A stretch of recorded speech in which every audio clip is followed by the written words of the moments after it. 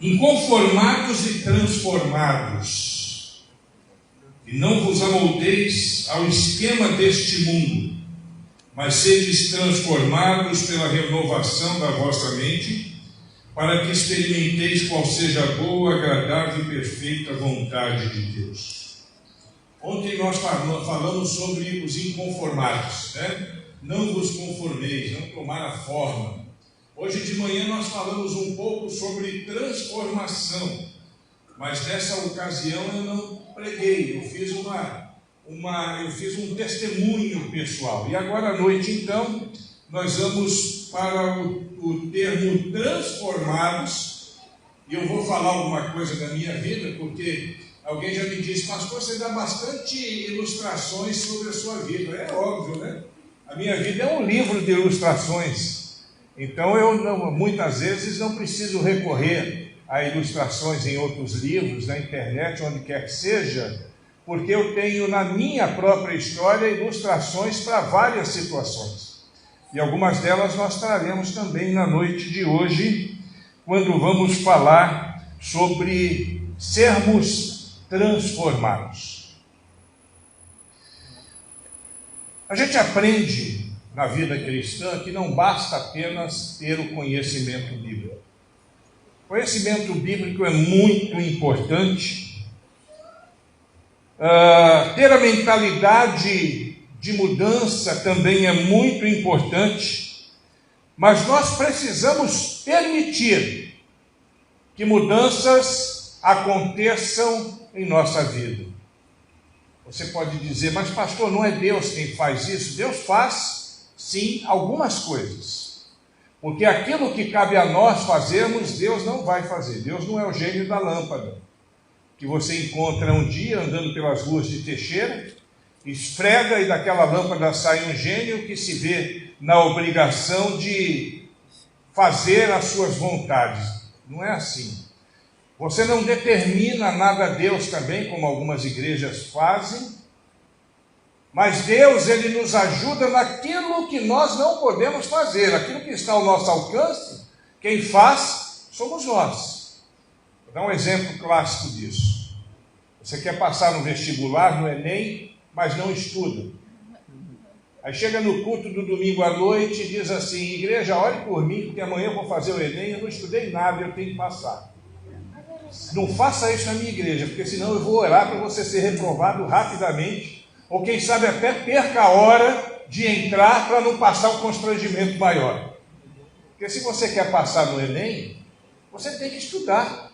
Amém? Amém. Você tem que estudar. Então a minha parte é estudar, e Deus então Ele vai fazer por mim aquilo que for possível para que eu possa ter o melhor aproveitamento dentro daquilo que eu estudei.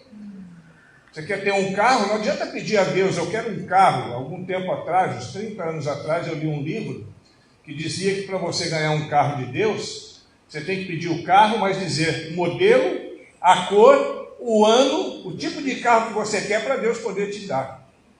Ora, meu irmão, isso é um absurdo. Você quer um carro? Amém. Trabalha bastante, guarda dinheiro. Se puder, compra à vista, que é melhor. Se não, financia. E aí você vai ter um carro.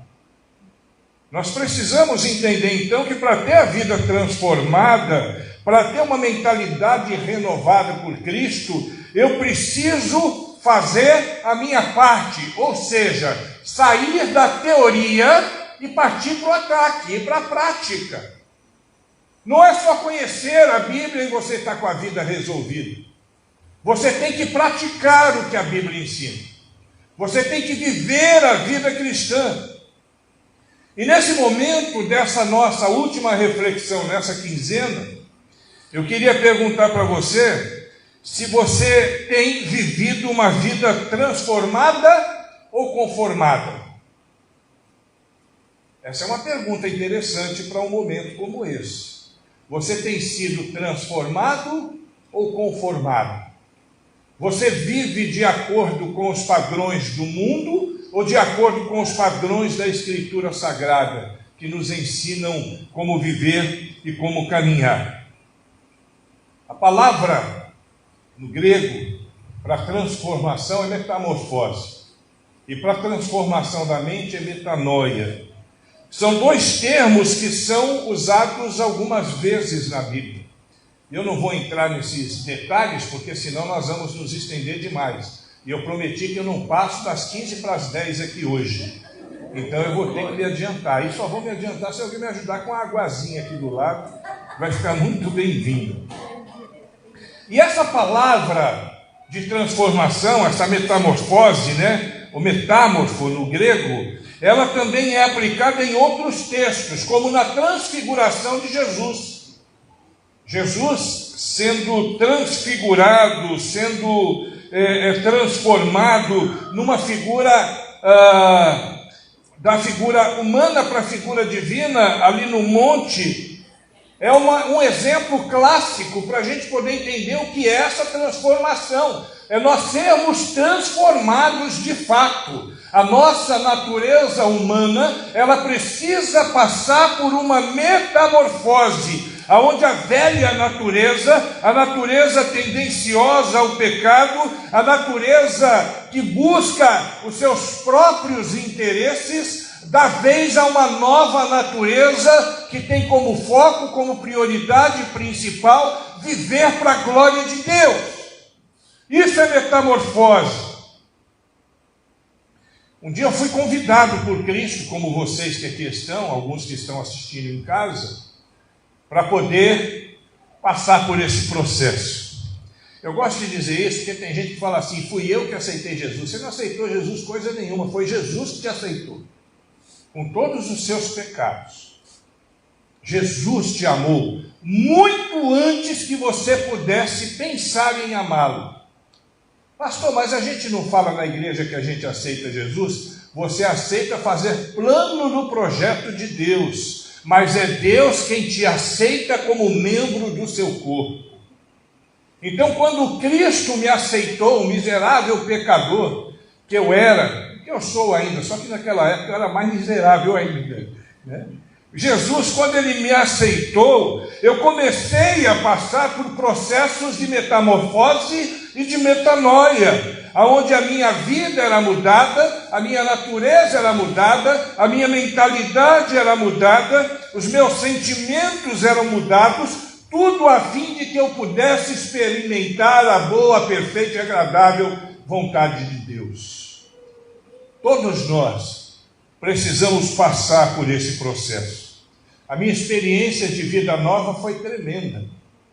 Eu até o dia 20 de junho de 88, eu era um miserável pecador, cheio de defeitos, com a vida desconstruída, sem esperança, sem futuro.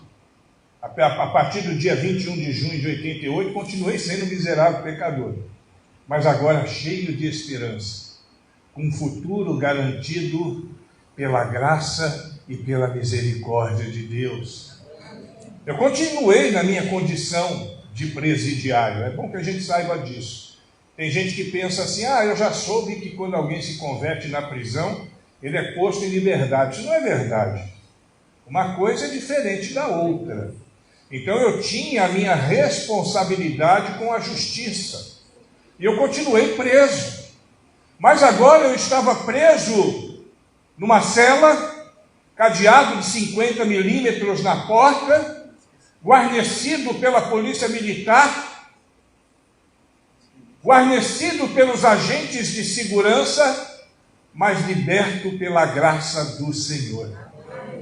A metamorfose começou na minha vida no momento dos mais difíceis. E isso é gostoso, porque quando a metamorfose, a metanoia começam no momento difícil da nossa vida, a gente consegue perceber com mais clareza o que estava acontecendo. As pessoas em meu redor percebiam o que estava acontecendo. E eu não falo isso para a minha glória, eu falo isso para a glória de Deus, porque, como eu disse, eu ainda sou um miserável pecador.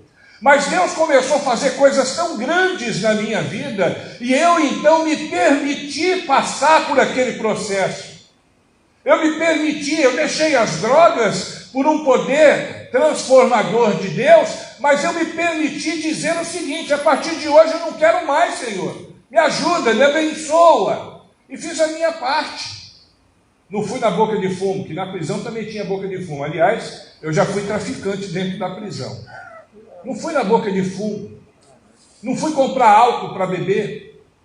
Eu tinha uma vida tão miserável que quando antes de eu ser crente na penitenciária em Salvador, eu tomava álcool, desses álcools que a gente lava a mão aí, misturado com suco de laranja, água e açúcar.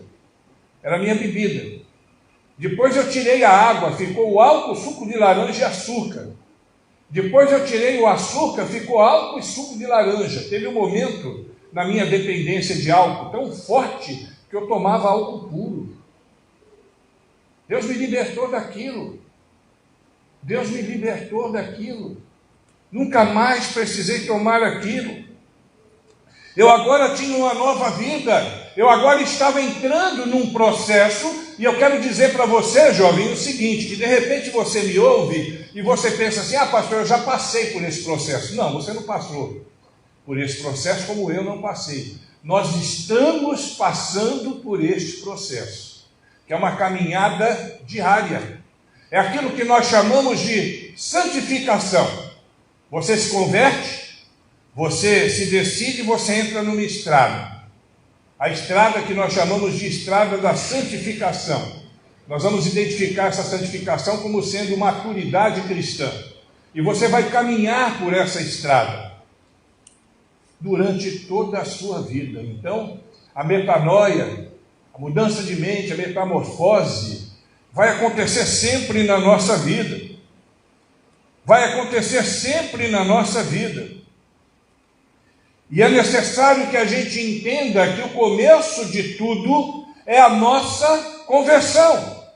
Em primeiro lugar, para nós sermos transformados, para a gente passar pela metamorfose, para a gente passar pela metanoia, eu preciso me converter. E aí todo mundo vai dizer, pastor, graças a Deus, então eu já sou convertido. Mas a conversão, ela pressupõe arrependimento de pecados e submissão a Deus. Se você se diz convertido, se eu me digo convertido, e não estou arrependido dos meus pecados, e não estou submetido a Deus, então eu posso ter me convencido e não me convertido.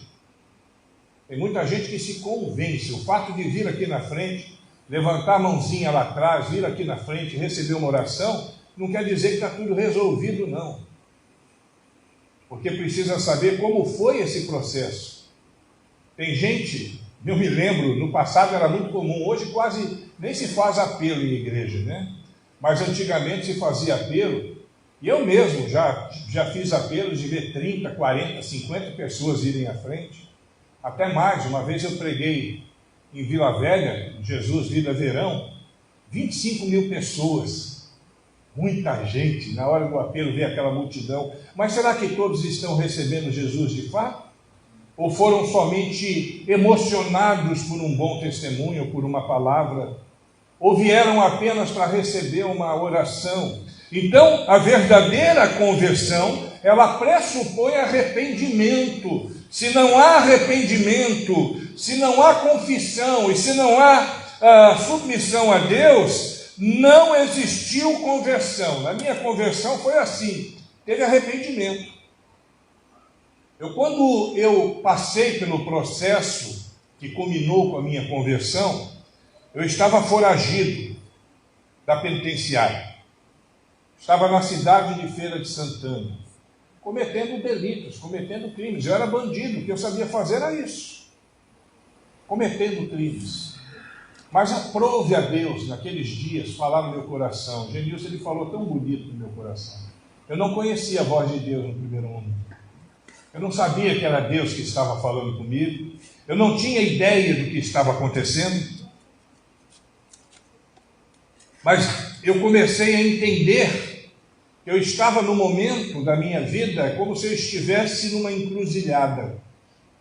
Não de macumba, mas uma encruzilhada de caminhos, né? E se eu continuasse naquela vida, o meu fim seria trágico. Eu acho que foi a primeira vez na minha vida que eu fiquei assustado com a morte.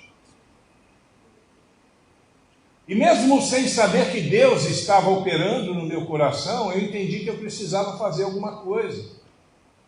Eu me lembro que eu procurei uma delegacia de polícia, em Feira de Santana, procurei o delegado e disse para ele: olha, doutor, eu sou foragido da penitenciária, quero voltar para a penitenciária, que eu quero responder os meus processos, quero cumprir a minha pena e não quero mais viver no crime. O delegado tomou um susto, ele nunca tinha visto negócio daquele, né? Se tiver policiais aqui, sabe o que eu estou dizendo, não é uma coisa comum de acontecer. Tanto é que ele nem acreditou muito, né? Ele achou que eu fosse um cara meio pinel, né? E aí ele pediu para que eu esperasse um pouquinho no saguão mesmo, e foi fazer a checagem ali dos meus dados, e descobriu que eu era de fato foragido. Imediatamente me prendeu, e eu me lembro dele olhando para mim e dizendo assim: olha, vou dizer uma coisa para você, em 30 anos de polícia eu nunca vi um negócio desse. Eu olhei para ele e falei: nem eu. E aí eu costumo dizer, inclusive, que eu me entreguei para Jesus 2 vezes, porque o nome do delegado era Manuelito de Jesus. Voltei para a penitenciária, e ali entreguei a minha vida nas mãos de Deus, entreguei cacos, minha vida estava despedaçada. Eu conto algumas histórias nesse livro de que assusta. E olha que eu não contei tudo no livro, porque eu tive que ser muito seletivo nos testemunhos que eu coloquei nesse livro, porque alguns eram terríveis. Mas mesmo assim, com toda essa seletividade, ainda tem testemunhos terríveis. E agora, quando eu chego na penitenciária, eu entrego a minha vida a Jesus Cristo entra no meu coração, e eu então começo a passar por um processo de metamorfose e de metanoia que eu estou vivendo até os dias de hoje. Já se vão 33 anos. Não existe, queridos, outro passo mais importante do que este para termos uma vida transformada. Você que é jovem desta igreja, você que está assistindo, você que não é tão jovem assim também, de repente sonha em ter uma vida transformada, mas não deu um passo em direção a Cristo. Eu quero dizer para você que Jesus Cristo está de braços abertos esperando qualquer um, independente das culpas, dos pecados. A palavra de Deus nos garante que Jesus Cristo, que o sangue dele nos purifica de todo pecado. A palavra de Deus também diz que Deus pega os nossos pecados confessados e joga no mar do esquecimento. E uma coisa que a palavra de Deus não diz, que eu sei que Deus faz: ele coloca uma plaquinha ali escrita assim: proibido pescar. Esse é o nosso Deus. Arrependimento é básico e necessário. O início da mensagem evangelística de Jesus era exatamente isso. A gente vê em Mateus 4,17: arrependei-vos, porque é chegado o reino de Deus. Às vezes pensar em arrependimento é uma coisa fácil, mas viver como arrependido é mais difícil. Eu me lembro que quando eu me converti, eu tinha algumas questões de vida. Uma delas era a seguinte: eu ainda não tinha entendimento de Deus, então eu pensava assim: bom, eu vou ser crente agora, vou entrar na lei de crente. É o que eu falava, né? Naquela época do passado era muito comum essa expressão. Agora eu tenho que ver como é que eu vou fazer para fumar maconha escondido. Porque não passava pela minha cabeça, antes da minha conversão, que eu fosse parar de fumar maconha, e eu me preocupava com isso. Eu ficava pensando como é que eu vou lidar com a minha sexualidade. Eu era uma pessoa promíscua.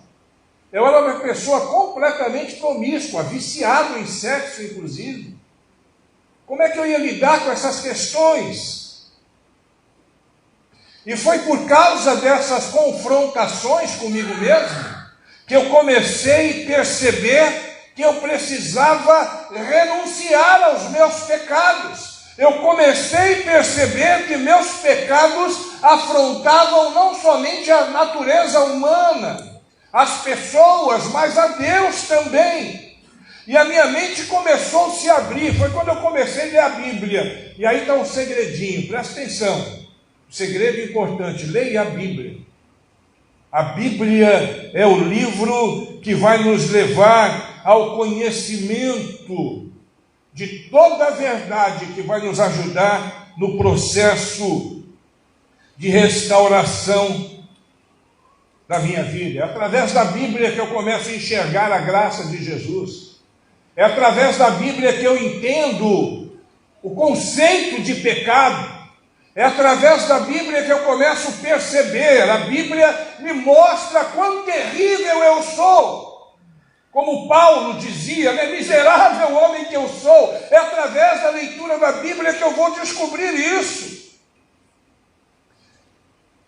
E através da leitura da Bíblia que eu vou descobrir todos os passos que eu preciso dar para passar por um processo de metamorfose e de metanoia. Eu me lembro que quando eu me converti, eu fui com tanta sede ao pote, que em 3 meses eu já tinha lido a Bíblia de capa a capa. 3 meses. E na época eu era aqueles crentes meio, como é que eu diria assim, místicos, né? Porque dentro da prisão, naquela época, o evangelho era muito místico. Então eu lia a Bíblia de joelhos. Entendia que tinha que ler a Bíblia de joelhos. Aliás, era uma vida que, apesar de, considerando os excessos, mas eu tenho até um pouco de saudade. Ler a Bíblia de joelhos, ficar 3 horas de joelhos orando, coisas que hoje a gente não faz nem de longe, né? Antigamente eu ficava 3 horas orando, hoje com 10 minutos a gente já começa, já não tem assunto para falar com Deus. Eu sei que muitos de vocês passam por isso, não é? Às vezes a gente não admite, mas é verdade. A nossa vida de oração tem sido pequena, a nossa vida, a nossa devoção, a leitura da palavra de Deus. Aqui é uma igreja de crentes. Eu tenho certeza que se eu perguntar se alguém aqui nunca leu a Bíblia de capa a capa, vai ter um monte de gente que vai levantar a mão. E a Bíblia é o nosso manual, é o manual do construtor. A Bíblia é o nosso livro de anatomia, assim como o livro de anatomia é o livro principal da escola de medicina. A Bíblia é o nosso livro de cabeceira. E tem muita gente que só lê a Bíblia. E eu vou dizer, eu vou arriscar aí. Eu sei que nessa igreja não, mas muita igreja por aí, tem gente que só lê a Bíblia no culto do domingo à noite, e mesmo assim, se colocar ali no telão. Nós precisamos aprender. A Bíblia, examinar as Escrituras no dia a dia, vai nos levar a um processo de metamorfose. Eu fazia isso na prisão. Na prisão nós tínhamos 3, 4 cultos todos os dias. 1 ou 2 evangelismos e os outros de estudo bíblico. E nós então líamos a Bíblia, nos dedicávamos à palavra de Deus. E eu quero dizer para você, jovem, que você não vai conseguir alcançar os seus objetivos se você está aqui, porque você tem objetivos de santidade. Passar por essa metamorfose, passar por essa metanoia, é um processo de santificação. E no Salmo 119, dos versículos 9 a 11, nós lemos: como que purificará o jovem o seu caminho? Olha aqui a pergunta. Talvez você faça: como é que eu vou conseguir purificar o meu caminho? E aqui já vem a resposta: observando esse caminho conforme a palavra de Deus. Com todo o meu coração te busquei, não me deixes desviar dos teus mandamentos. E por último, no versículo 11, escondi, guardei a tua palavra no meu coração. Não é guardar na estante, não. Não é ter a Bíblia como um amuleto, como muita gente tem aberto no Salmo 91 em casa. As páginas chegam a estar amarelas, mas a pessoa não sabe que tem uma página antes, nem que tem uma página depois do Salmo 91 ou do Salmo 23. Esse Salmo 119 é o maior Salmo da Bíblia. Ele vai nos mostrar lições preciosas com as quais nós podemos renovar a nossa mente com a palavra de Deus. E renovando a nossa mente com a palavra de Deus, passando pelo processo de metanoia, automaticamente nós entraremos no processo de metamorfose. E as duas questões estão conjugadas juntos. Observe o seu caminho, a sua conduta, os seus atos, as suas palavras, o seu dia a dia, e compare com a palavra de Deus. No dia seguinte você faz a mesma coisa. Observe os teus caminhos, observe a sua caminhada, observe os seus relacionamentos, observe essas coisas e compare com a palavra de Deus. e no dia seguinte de novo, e no outro dia de novo, e por toda a sua vida, irmãos. Enquanto você tiver fôlego, observe a tua vida à luz da palavra de Deus. Repita essa receita dia a dia, e você certamente deixará de se conformar com esse mundo, porque a sua mente passará por uma transformação, a metanoia, a sua natureza passará por uma transformação, a metamorfose, e você então será uma pessoa que vive e que experimenta a boa, perfeita e agradável vontade de Deus, amém? Amém. Foi o que aconteceu na minha vida, foi assim na minha vida, é assim na história da humanidade. Todos os dias precisamos fazer correções na nossa caminhada, todos os dias, nós temos que fazer isso cotidianamente. Eu fiz correções tremendas na minha vida quando eu estava no presídio, fiz também depois que eu deixei o presídio, e faço ainda hoje, porque eu estou no processo, sou um pecador arrependido, mas lavado, remido pelo sangue de Jesus Cristo, e preciso passar por esse processo. Em segundo lugar, para ter uma mudança de vida, para passar por essa mudança, deixa para mim ali, por favor, o texto de Romanos, capítulo 12, o pessoal aí da multimídia aí, me ajuda aí, deixa ali o texto, por favor, para que a gente possa ler e ficar olhando para ele e se familiarizar ainda mais com ele. Em segundo lugar, para que você possa experimentar qual seja a boa, agradável e perfeita vontade de Deus, para que você possa passar por essa metamorfose, para que você possa passar por essa transformação, é necessário que você assuma de uma vez por todas a sua condição de nova criatura. Pastor, isso é óbvio. Não é não? Tem muita gente que veio para a igreja, mas ainda não assumiu a sua condição de nova criatura. A palavra de Deus diz em 2 Coríntios 5,17, se alguém está em Cristo, é nova criatura. As coisas velhas, e eis que tudo. Quando você se torna uma nova criatura, você precisa abrir mão das coisas velhas. Tem pessoas que vêm para a igreja e trazem consigo seus vícios, trazem consigo os seus conceitos, os seus valores. Quantas pessoas a gente conhece na igreja que diz assim, pastor, eu sou crente, mas isso aqui eu não entendo assim não, isso aqui eu entendo do meu jeito. Então você não é crente, irmãos. Crente tem direito do livre pensamento? Claro que tem. Nós não estamos submetidos a nenhum sacerdote. Eu não sou sacerdote nesse sentido. Nós todos somos sacerdotes, porque o véu do tempo se rasgou. Eu não preciso que ninguém me ensine, porque o Espírito Santo me ensina. Mas existe uma caminhada, existe um padrão que é bíblico, que nós precisamos seguir. Então, quando alguém diz assim, não, pastor, faço parte dessa família, mas eu penso no meu jeito, esse negócio de dízimo, isso aí não é comigo, não. Você quer dar o seu dízimo, dá, mas eu não dou, porque, meu irmão, são princípios cristãos, a questão do dízimo. Não vou entrar nos méritos dessa questão, mas tem gente que diz, foi cancelado na cruz juntamente com a lei. Eu concordo, em tese eu concordo. Só que o princípio do bíblico continua saudável para a igreja de Cristo. E nós precisamos que a nossa justiça exceda a dos escribas e fariseus. Se eu for seguir a Bíblia, então, nesse sentido, eu não vou dar 10%, eu vou dar 20%, eu vou dar 15%. Você entendeu, meu irmão? Eu não estou fazendo movimento financeiro na igreja, só para você entender que tem gente que é assim, que não passou por esse processo. A partir do dia 21 de junho de 88, eu não era mais a mesma pessoa. Eu comecei a viver esse processo de transformação. E as pessoas que estavam no meu redor percebiam isso, porque elas conseguiam ver o que Deus estava fazendo na minha vida. Um bom testemunho trará pessoas para o convívio da igreja. Nosso bom testemunho. Eu lembro que no começo da minha fé foi difícil, claro. Eu tinha fugido da penitenciária 2 vezes. Agora eu digo que me converto, o pessoal estava pensando o quê? Está planejando uma nova fuga. Minha família viveu comigo a vida toda me vendo numa situação de alteração. Agora eu me dizia crente, meu irmão, eu tenho um irmão caçula, que ele seguiu o meu caminho na vida do crime, e se tornou também marginal, foi preso, e ele dizia assim que ele pode enganar vocês. A mim ele não engana não, ele está querendo dar um golpe na galera de novo.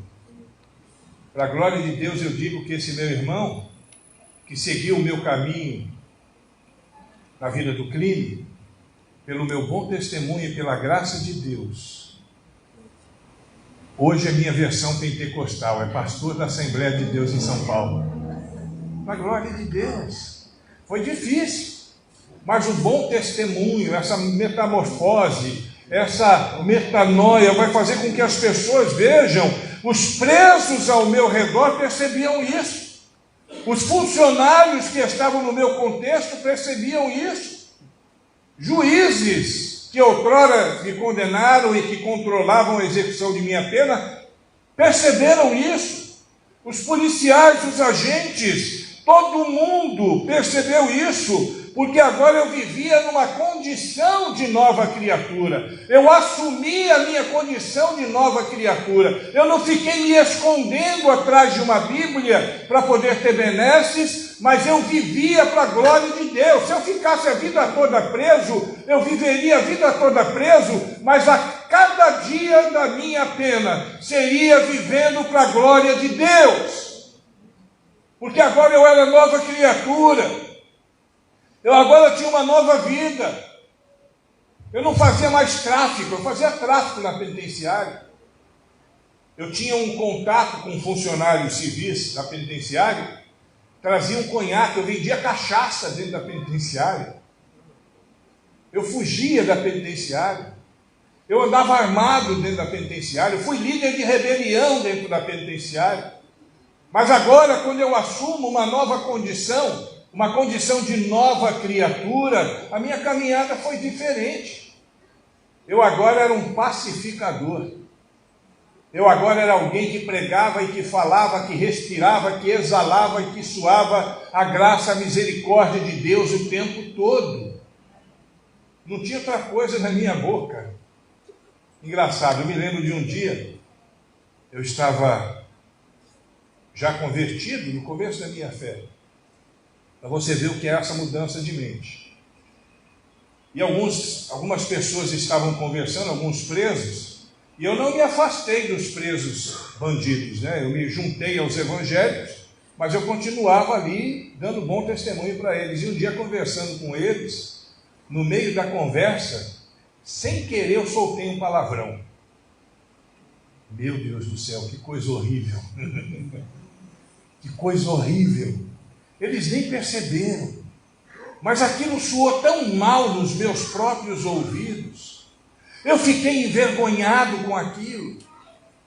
Eu percebi que aquilo não era uma atitude coerente de um crente num ambiente como aquele. Sabe por quê? Porque eu estava assumindo a condição de nova criatura. Jovem, você quer ter a vida transformada? Você quer se adequar a esse texto de Romanos 12? Assuma a sua condição de nova criatura. Não é só vir na igreja, não, pastor, já estou vindo na igreja, está num bom tamanho. Negativo. Negativo.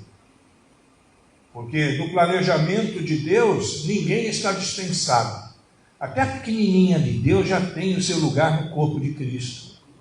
Todos nós, nenhum de nós está dispensado de servir ao Senhor, para a glória de Deus. Nós precisamos viver essa situação. Pois aqueles que são de Cristo já crucificaram a carne com as paixões e concupiscências. Gálatas 5, 24. Não tem mais sentido eu viver daquele jeito. Não tem mais sentido eu viver uma vida diferente, uma vida mundana. Não tem mais sentido. Porque Cristo vive em mim. É uma opção que eu fiz. O irmão falou aqui hoje, repetindo o que eu disse ontem. É um estilo de vida mesmo. Um estilo de vida pelo qual eu optei, pelo qual você optou. Você podia estar na balada agora. Você podia estar no boteco. Hoje, passando por aqui, eu vi uns 2 botecos aí, cheio de gente. Podia estar lá, tomando umas quentes, azarando, né? Como diz os outros, buscando alguém para poder ficar. Mas você fez a opção de estar aqui, ó, na igreja, na reunião dos santos, para a glória de Deus. Então, viva essa condição de nova criatura. Mas preste atenção. Sem o primeiro passo, sem a conversão, o arrependimento, não existe condições de você viver essa metamorfose, nem essa metanoia. Se não entregar a vida a Jesus Cristo, e se não depender exclusivamente dele, nós não vamos conseguir viver essa metamorfose. Eu gosto muito da história dos ladrões na cruz, ao lado de Jesus. Lucas 23, né? A partir de 33 até 43 ali, então, você vê o testemunho de um deles, que a tradição diz se chamar Dimas. Eu não sei se o nome dele é esse, mas a tradição católica diz que é Dimas. E Dimas, então, ele nos mostra todo esse processo. Primeiro ele repreende o seu colega que está blasfemando a respeito de Cristo. Ele fala, mas será que nem mesmo estando nessa condenação, você consegue se entender? Ele percebeu que ele estava numa situação difícil. Aí ele fala assim, nós, com justiça, mas esse homem nenhum mal cometeu. Ele reconhece e agora confessa a sua condição de pecador. E aí então ele se vira para Jesus.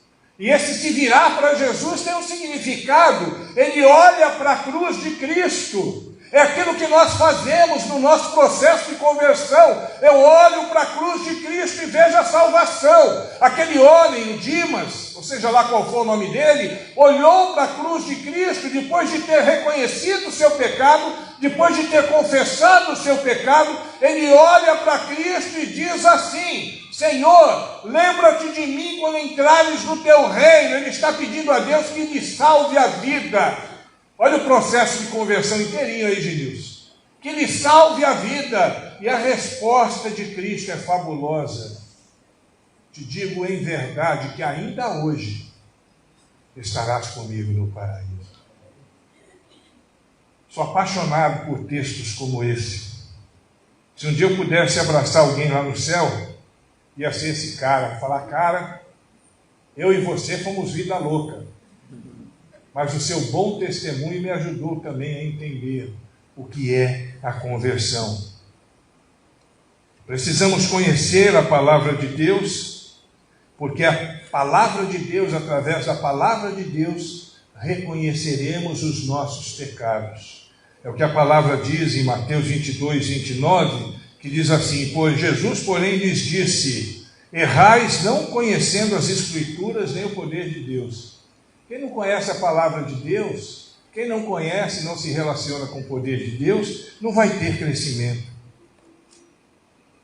Então, para nós iniciarmos essa renovação e essa transformação que nos é proposta no tema desta conferência e no texto, nós precisamos então assumir a nossa condição. Em terceiro lugar, para haver mudança, eu preciso, preste atenção, já me converti, já assumi a minha condição de nova criatura, agora eu preciso focar nas coisas de Deus. Foco, irmãos, foco. Focar nas coisas de Deus. Colossenses 3, versículos 1 e 2. Portanto, se já ressuscitastes com Cristo, buscai as coisas que são de cima, onde Cristo está sentado à destra do Pai. Pensai nas coisas que são de cima e não nas coisas que são da terra. Nós somos peregrinos. Eu vou focar nas coisas de Deus. Eu não vou perder a minha caminhada na terra. Eu vou continuar estudando, normalmente. Vou procurar uma namorada, vou me casar, vou procurar um namorado. Eu não, né? Porque eu já sou casado, também não, se não fosse casado, não procuraria um namorado em situação nenhuma. Procurar alguém para poder ser minha companheira, vou trabalhar, vou viver a minha vida normal, mas focado nas coisas do céu. Se você foca nas coisas de Deus, você vive uma vida transformada. Não tem outro caminho. Você vive uma vida transformada. Agora, como nós podemos pensar nas coisas de cima, se estamos vivendo aqui na terra ainda? É difícil, é um processo difícil. Esse é um dos motivos pelos quais Jesus diz assim: no mundo tereis aflição. É difícil. Na minha mente, na minha vida passada ali, era muito difícil, porque a minha mente estava completamente poluída. Uma pessoa, quando chega no Evangelho, ela chega com a mente carregada, ela chega cheia de coisas. E no meu caso, eu era um viciado inveterado, eu era um prostituto, eu era um adúltero, eu era um adorador idólatra. Mas depois que Cristo entrou na minha vida, eu passei a focar nas coisas do alto. E o processo de metamorfose começou a operar na minha vida. É esse o processo que nós precisamos viver. É óbvio que Paulo, ali, ele está orientando os cristãos a não se conformarem com o padrão deste mundo, e nós falamos ontem sobre isso, principalmente a nossa mentalidade pecaminosa, que é o padrão que prevalece, e também para não ficarmos apegados às questões materialistas, às questões imorais desse mundo. Tem muita gente que está no mundo, mas só pensa em ser rico. Tem muita gente que está no mundo, mas só pensa em ganhar dinheiro. Você precisa mudar os seus valores, você precisa mudar os seus princípios. Você precisa saber o que é mais importante para você. O dinheiro é importante para você? Pois é, eu tenho uma má notícia para você. Você não vai levar uma moeda de 20 centavos. Não tem de 20, né? De 50 centavos contigo para o céu. Tem de 20? Não, tem de 25, né? Faz tanto tempo que eu não vejo moeda. Você não vai levar nenhuma moeda contigo para o céu. Não adianta. A palavra de Deus, em Mateus 6, 19 a 21, diz assim: não ajunteis tesouros na terra, onde a traça e a ferrugem tudo consomem, e onde os ladrões minam e roubam, mas ajuntais tesouros no céu, onde nem a traça nem a ferrugem consomem, e onde os ladrões não minam nem roubam, porque onde estiver o vosso tesouro, ali também estará o vosso coração. E aí Romanos então vai complementar isso dizendo: pelo contrário, revistam-se do Senhor Jesus e não fiquem premeditando como satisfazer os desejos da carne. O meu foco não é o desejo da carne. Eu vou ter alegria nessa vida? Eu vou ser feliz, eu vou me casar, eu vou ter uma boa vida marital, eu vou ter dinheiro, eu vou ter um bom carro, tudo bem. Mas essas coisas vão acontecer naturalmente, na medida em que seu foco está nas coisas de Deus. Quem lembra daquele texto de Mateus 6? Buscai primeiro.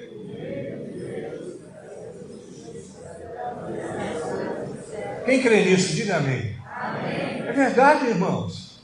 Você busca o reino de Deus. Eu tenho uma expressão que eu sempre usei no meu ministério. Eu digo assim: eu cuido das coisas do Senhor, o Senhor cuida das minhas. É isso, irmãos. Deus, Ele nos dá prosperidade, Ele nos dá alegria, quando nós nos revestimos do Senhor Jesus, e não ficamos premeditando, como Paulo disse aos romanos aí, alcançar os desejos da carne. Isso é tudo transitório, irmão. Beijar na boca é transitório. Ganhar dinheiro é transitório. Louco, amanhã te pedirão a tua alma.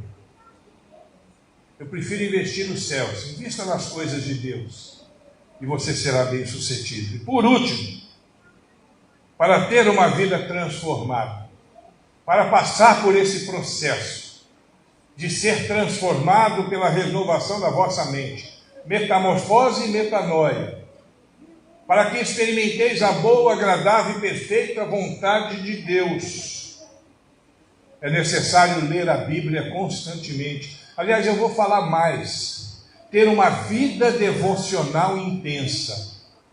Ler a Bíblia, orar, cultuar, comungar com os irmãos, viver uma vida devocional intensa. 1 Pedro 2,2 diz assim: como bebês recém-nascidos, desejai o leite sincero da palavra, a fim de que assim possais crescer. Conhecimento bíblico é indispensável. Você não vai crescer, você não vai alcançar a maturidade cristã se você não ler a Bíblia, se você não crescer no conhecimento da palavra de Deus. À medida que você vai estudando a Bíblia de coração aberto, você começa a perceber quais são os padrões de Deus. À medida que você vai lendo a Bíblia, você começa a perceber qual o caminho a seguir. Eu comecei a ler a Bíblia na prisão, e eu comecei a aprender muita coisa que eu não fazia ideia. Os terreiros de macumba não me ensinaram. A vida não me ensinou. Dizem que a vida é uma grande professora. E é mesmo, é de ensino fundamental. Você quer fazer curso superior? Palavra de Deus. Quer fazer pós-graduação? Se dobre diante do Senhor. O Espírito Santo de Deus é quem vai encher a nossa vida de conhecimento. É desse jeito, irmãos. À medida que você estuda a palavra de Deus, você vai crescendo. É o que o salmista, lá no Salmo 119, no versículo 93, diz: nunca me esquecerei dos teus preceitos, pois com eles tu me vivificastes. Nós somos vivificados a cada dia. A última fase do meu momento prisional foi muito difícil. Eu contei aqui, eu acho que foi no aniversário da igreja que eu estive aqui. Foi isso, né, Genilson? E eu contei aqui daquela noite de janeiro em que eu orei pedindo a Deus que me desse força para poder superar o tempo que eu ainda haveria de ficar preso. A palavra de Deus me dava consolo e me dava conforto para que eu pudesse viver tudo que eu tinha que viver. Aqueles momentos foram difíceis. Imaginar que eu poderia ser condenado, e mais uma condenação, eu deixaria de ser um réu primário, me tornaria reincidente, teria que ficar pelo menos a metade da minha pena. Como eram crimes hediondos, eu teria pouca chance de ter bons recursos. Mas Deus me abençoou. Deus me deu paz no coração. E eu consegui vencer aqueles momentos, e hoje eu estou aqui, passando pelo processo de metamorfose todo dia. Eu aprendi na palavra de Deus a confiar em Deus. Você aprende na palavra de Deus a confiar em Deus. É na palavra de Deus que você desenvolve a sua vida, e o contrário também é verdadeiro. Oséias 4,6 diz assim: o povo de Deus peca, sofre e é destruída porque lhes falta o conhecimento da palavra de Deus. Então o contrário também é verdadeiro. Você cresce com a palavra de Deus e você pode ser destruído por falta de conhecimento da palavra de Deus. Alguém talvez esteja nos assistindo e vai dizer: isso é papo de religioso. Aqui não tem religião não, meu irmão. Aqui tem estilo de vida. Nós somos cristãos, e quem é cristão vive para a glória de Deus, e tem na palavra de Deus o seu manual de vida. Estou gritando demais, né? Se fosse do tipo da época do Jonatas, ele já estava fazendo assim. Já baixava. Você entendeu, irmão? É desse jeito. Antigamente, Israel era fisicamente destruída. Vinha outras nações e entravam em guerra com eles, levavam cidadãos presos, eles matavam muitos, destruíam suas cidades, saqueavam seus bens. Tudo por causa da rejeição do conhecimento e do amor de Deus. Israel sempre foi um povo rebelde.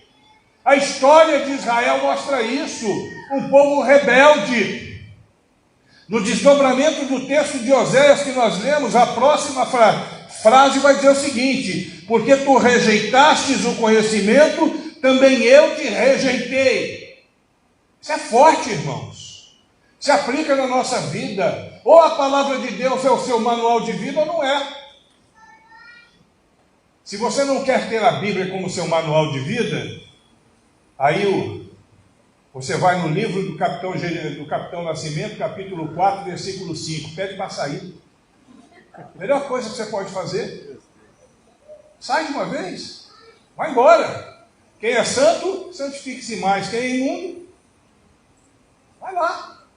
Porque aqui, eu vou dizer agora como disse Josué, né?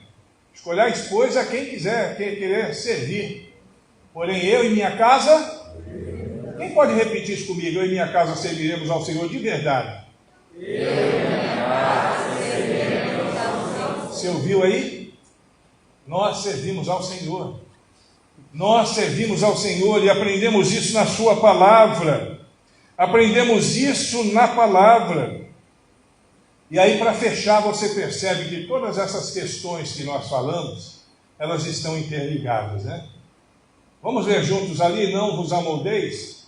E não vos amoldeis ao sistema deste mundo, mas sede transformados pela renovação da vossa mente, para que experimenteis qual seja a boa, agradável e perfeita vontade de Deus. E aí, quando a gente pensa nessa metamorfose, nessa metanoia, que é o nosso tema de hoje, você percebe que todos os passos descritos aqui nesta noite estão interligados. Conversão e arrependimento é o primeiro passo. Assumir a sua condição de nova criatura é o segundo passo. Pensar e buscar as coisas do alto com prioridade, o terceiro passo. E viver a palavra de Deus, o quarto e último passo. Coisa linda, né? Deus mudou minha história. Olha eu aqui. Olha nós aqui outra vez, né? Olha eu aqui transformado, caminhando nessa história de transformação. Olha eu aqui vivendo essa vida, essa situação difícil que nós vivemos lá atrás, hoje não é mais fato na minha vida. Eu tenho minhas lutas, irmãos, como você tem as suas lutas. Quem não tem luta aqui, levante a mão. Todo mundo tem. Nós temos as nossas situações. Quem não é pecador aqui, levante a mão. Todos nós somos pecadores. Mas o Senhor nos orienta e nos dá as ferramentas para que passemos por uma transformação, por uma metamorfose. E que renovemos a nossa mente, uma metanoia, para que vivamos todos os dias para a glória de Deus. Amém. Jovens da Igreja Batista Central de Teixeira de Freitas, que essa divisa seja uma divisa para a vida de vocês, e não só para esse momento, para essa semana da juventude. Que essa seja uma divisa na vida de vocês, que todos os dias da sua vida você se lembre disso. Que todos os dias da sua vida você viva isso, para viver completamente essa boa, agradável e perfeita vontade de Deus, que é o que Deus tem para nós, é o que Deus tem para você. Nós vamos orar nesse momento, e antes de orar eu quero lembrar que ainda tem alguns livros lá atrás. Eu trouxe mais, viu? Você viu que eu coloquei lá, né? Então, eu quero sugerir a você que compre esse livro para dar de presente para alguém. Compra para dar de presente. Eu não vivo da venda de livros, irmãos, mas isso aqui para mim é uma ferramenta evangelística. Então faz dele uma ferramenta evangelística. Compra, dá de presente para alguém. Se você já leu, leia de novo. E deixa Deus fazer o que Ele tem que fazer através desse testemunho de vida. Eu quero convidar você agora a fechar os seus olhos. Quero convidar você a olhar para dentro de si. Não sei se você vai lembrar de tudo que eu falei, mas algumas coisas provavelmente você não vai esquecer tão cedo. Eu espero que não sejam as mazelas da minha vida passada, e sim os princípios bíblicos que aqui foram compartilhados. E se tiver alguma coisa dentro de você que precisa ser ajustado, para que você alcance esse processo de metamorfose e metanoia, eu sugiro a você que confesse a Deus agora. Eu não vou fazer apelo para você levantar a mão, nem vir aqui à frente, mas para que você fale com Deus aonde você está agora. Fala com Ele. Fala com Ele, fala com Deus. Se tiver que pedir perdão a Deus, peça perdão. Senhor, me perdoa, o Senhor conhece a minha natureza. Foi o Senhor que me criou, o Senhor sabe que eu sou pecador, você é pecador a vida toda, mas me ajuda a superar a cada dia o seu mal. Basta isso. Me ajuda a superar a cada dia. Só mais um dia. Como diria o pessoal dos AA e dos NA, né? Só mais um dia. Diga isso também na sua vida cristã. Um dia sem pecar de maneira abrupta, Senhor. Um dia sem me dedicar ao vício que me atormenta. Um dia controlando a minha mente que me faz pensar tanta besteira. Um dia controlando a minha boca que me faz falar tanta coisa que eu não deveria falar. Fala isso para Deus. Ora comigo agora.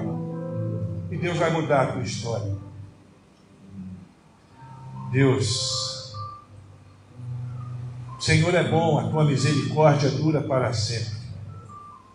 E a tua palavra é compartilhada aqui neste tempo, neste lugar, de maneira singela. Não há desdobramentos teológicos de mais profundidade, porque não há necessidade. Tua palavra é simples, fácil de compreender, fácil de assimilar. E agora queremos que ela seja fácil também de colocar em prática. Queremos sair da teoria e viver na prática todos os princípios que o Senhor ensinou aqui para nós hoje. Queremos viver na prática, Deus. Queremos que o Senhor nos ajude a nos arrependermos cada vez que pecarmos contra o Senhor. Queremos que o Senhor nos dê forças para assumirmos a condição de nova criatura que somos. Queremos que o Senhor nos oriente a fim de que possamos focar nas coisas do alto. Queremos que o Senhor nos dê perseverança para lermos a palavra de Deus e aprendermos as tuas verdades, e essas verdades nos libertarão, assim como Cristo nos libertou. Abençoa-nos, ó Deus.